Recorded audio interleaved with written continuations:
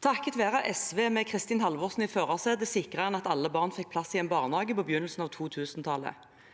Før den tid så kunne en risikere å vente flere år på en barnehageplass, en pris både norske barn og deres mødre betalte. Etter den tid så har regjeringspartienes foretrukne budsjettpartner vært i førersetet på å bruke begrepet velferdsprofitører og mange av de som sikrer oss denne velferden. Det er trist, og jeg mener at politikerne har et særlig ansvar for begrepene som brukes. Og jeg synes det er synd å se at begrepet også brukes av SV i sine budsjettmerknader. It's hard to be a nissemann, men det kan jammen ikke være lett å være senterpartist heller i denne regjeringen. Noe vi så når Maren Grøthe utfordret representanten i Rødt på nettopp denne begrepsbruken.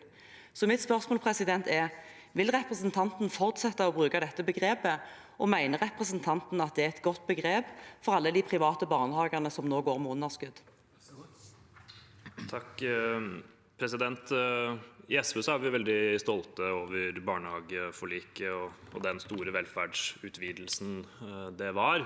Vi har vært opptatt lenge av å la det gro barnehageplasser der vi bygger og bor i lang tid. Og president, nå har vi oppnådd både full barnehagedekning og en utrolig god barnehagesektor. Så er det sånn, president, at siden den gang så har også barnehagesektoren utviklet seg. Vi har sett at store kommersielle selskaper har fått vokse på bekostning av de små, enkeltstående og ideelle barnehagene. Det går utover mangfoldet i barnehagetilbudet vårt. Og så mener jeg at det også utfordrer den norske barnehagetradisjonen som nettopp handler om pedagogisk handlingsrom på hver enkelt barnehage. Og da, president, er vi i SV opptatt av å bruke klarspråk. Og da er vi tydelige i vår beskrivelse, og så er vi tydelige i våre politiske løsninger, som også dette budsjettet bærer preg av.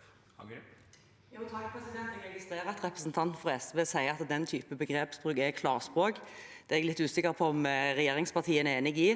EPSI Rating har jo igjen i dag slått fast at foreldre er godt fornøyde med barnehagetilbudet fra de private, faktisk hakket bedre enn det de er med den offentlige, selv om foreldre er veldig tilfreds med den offentlige barnehagen også.